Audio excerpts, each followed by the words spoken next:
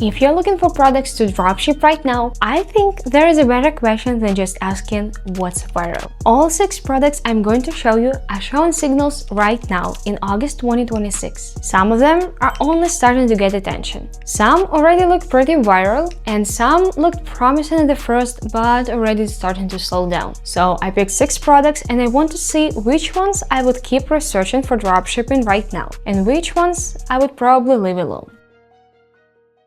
If I'm thinking about dropshipping, that matters. The social conversation is starting, but the whole market hasn't exploded yet. The main comparable products had recently gone up again. Different designs to collect. This could look like a really good opportunity. So let's start with the first product. It's ultra-fine blurring setting powder. People are talking about very lightweight powders that blur pores and texture and give the skin that almost filtered look without feeling heavy or cakey. And the timing here is what caught my attention. The report found new discussion around this kind of powder between August 18th and 20th, along with the recent launch focused specifically on this very fine, hyper-blurring finish. At the same time, Amazon isn't showing some massive breakout across the whole category yet. And weirdly, that's part of why I'm interested. The social conversation is starting, new products are appearing, but the whole market hasn't exploded yet. That's kind of timing I would rather look at. It doesn't mean this is definitely going to become a huge product,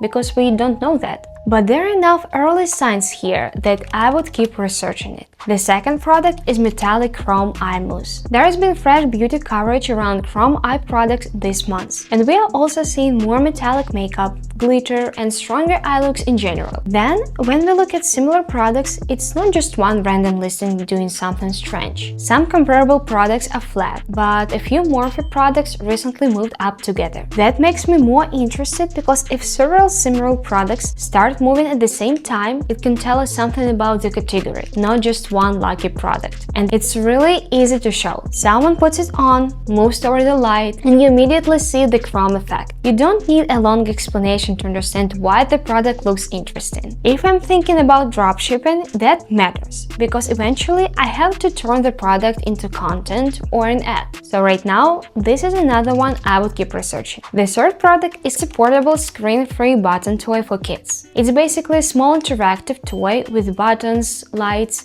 and different activities that parents can bring on a plane, into a restaurant, in the car, or anywhere they need to keep a kid busy without giving them a phone. And I like this example because we're seeing several different signals at almost the same time. At the end of July, there was a parent talking about how much their child liked it. At the end of August, a creator called it one of their most used travel toys. Then, by August 13th, a seller was already calling it an Amazon bestseller for the month. And it wasn't only one product listing moving. The main comparable products had recently gone up again, and several related products were moving up too. We have parents talking about the problem, creators showing the product, sellers seeing demand, and several similar products starting to move. Out of the first 3, this one probably had the clearest combination of signals. Now, let's look at the other side. The first product I would be more careful with is a butter stick squeegee. And honestly, I completely understand why someone would want to sell this. It looks funny, it's satisfying to squeeze, it works perfectly for ASMR videos, and people are literally calling it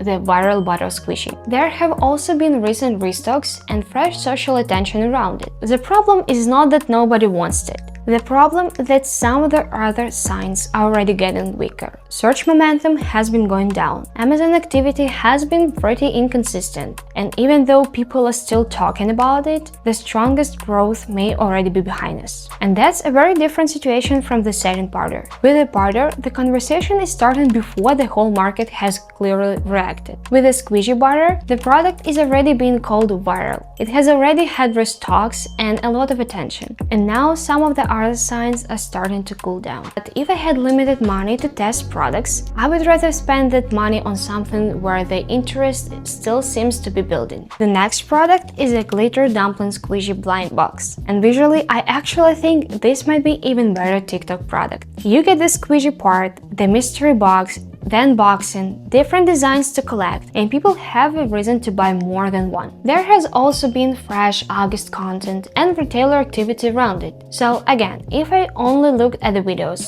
this could look like a really good opportunity. But when the report puts all the data together, this is actually one of the weakest products in the toy list right now. It had a strong spike, but the current direction is falling pretty quickly, rather than continue to grow. And I think that's a really good example of something important. A product can still make great content while becoming the worst opportunity to enter, because I may already be late. And the last product is Glass Finish Plumping Lip Gloss. This one is interesting because glossy, plumping lips are still very visible online. There is fresh discussion around glassy lips, so if you were just looking at the social media, you could easily think this category was still accelerating. But the report shows something a little different. The current forecast is cooling rather than continue upward, which suggests that the first spike of interest may already be fading. And that doesn't mean lip gloss suddenly stopped selling. Obviously it didn't. It just means I would be careful about confusing people still like this with this is a great time to enter. And after looking at all 6 products, that's probably the biggest thing I'm taking from this, is when several things start happening together. People are talking about the product, creators are making content about it, more than one similar product is starting to move. Maybe retailers are stocking or restocking it. And all of that is happening recently now that the market hasn't already had months to react. That's what I'm looking for. And timing is probably the biggest part of it. There's a big difference between finding the product while people are only starting to notice it and finding it after everyone already calls it viral. So if I had to choose from these 6 today, I would spend more time researching the ultra-fine satin powder, metallic chrome eye mousse, and the screen-free button toy. I would be much more careful with the butter squishy, glitter dumpling, and the glass finish plumping lip gloss, because the current signs suggest that at least part of their strongest growth may already be behind them. We are looking at the information that exists right now, making a decision with incomplete data, and then we will actually get to see what happens next. You are never going to know for sure. You are just trying to find enough good signs that when you finally spend money testing something, you are not doing it because one TikTok got 10 million views and made the product look exciting. So save this video because I really want to come back to see 6 products and see how they actually perform. And if there is something you are currently thinking about selling, put it in the comments, because I might take a few of those and do the same thing in the next video. Thank you for watching, like this video, subscribe to our channel, and I will see you in the next one.